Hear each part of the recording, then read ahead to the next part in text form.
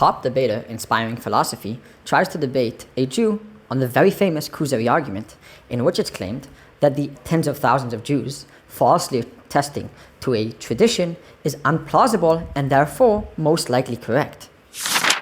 No, how do you know that there was 10,000 sages in each generation attesting to this? Good question. Because if you're going to say it wasn't tens of thousands, let's just go back. Let's just go to Zion. Let's say I want to know, how do you know? Right.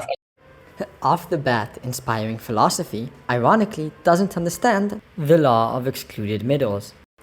If it is implausible for there to not have been 10,000 sages, then by definition we now know that there were tens of thousands of sages. As the Jew then continues to explain. Right, I'm showing you, right? So if we were to assume, let's say it was 5 people in the 3rd century, just hypothetically, right? That assumes that tens of thousands of sages in one of these generations either A, misverified their predecessors, or B, fabricated the number of sages, which is both irrational and a problem. Yep. Surely now, inspiring philosophy can understand that the argument isn't that the rabbi said so, rather the implausibility of it being fabricated. So they just said it. They all just said it. It's circular, using the oral tradition to assume the oral tradition. Again, if it's circular, which one of the premises I laid out for you assumes the conclusion? The very thing in and of itself, because you're saying, well, the oral tradition, if you let me explain, I will. You're saying the oral tradition goes back to Moses. Well, the oral tradition says so, and the oral tradition says there was all these sages attesting to it. It's circular. It's not my argument. I'm not saying because the sages are attesting the oral Torah is from Moses, therefore it's from Moses. The debate continued for a few minutes of inspiring philosophy trying to understand this and not managing, until the other Christian on the panel, Brother Maverick, decided to ask an amazing question of why, when we are in the middle of this argument, are we not addressing a different argument? Thousands of sages before them. Where do they attest? Right. So can I finish?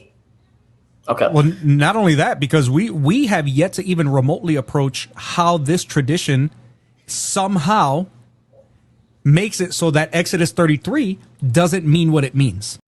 According to Brother Maverick, Exodus 33 states that Moses saw the back of God. He then claims that the Jew never addressed this point. Not being distracted the entire debate would have helped them to realize that this couldn't be further from the truth. Then how did Moses see the back of God? So that's not what it says. It says achare, or acharai, which can be referring to a back, but could also be referring to what is behind me.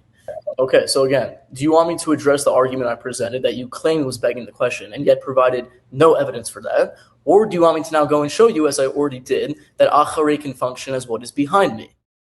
After 7 minutes of strawmanning and lying about the Jewish position, it is reasonable to get frustrated. So instead the Jew respectfully asks inspiring philosophy to repeat what he has said. Lo and behold, inspiring philosophy couldn't. You haven't even gotten close to that. I already answered you on that. No, you didn't. Brother, I'm sorry. You may think that you did, but you didn't answer a thing. IP, what was my answer?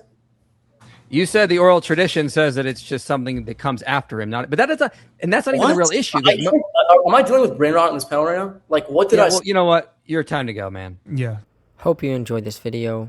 Like and subscribe, and you could watch the whole debate, link in the description.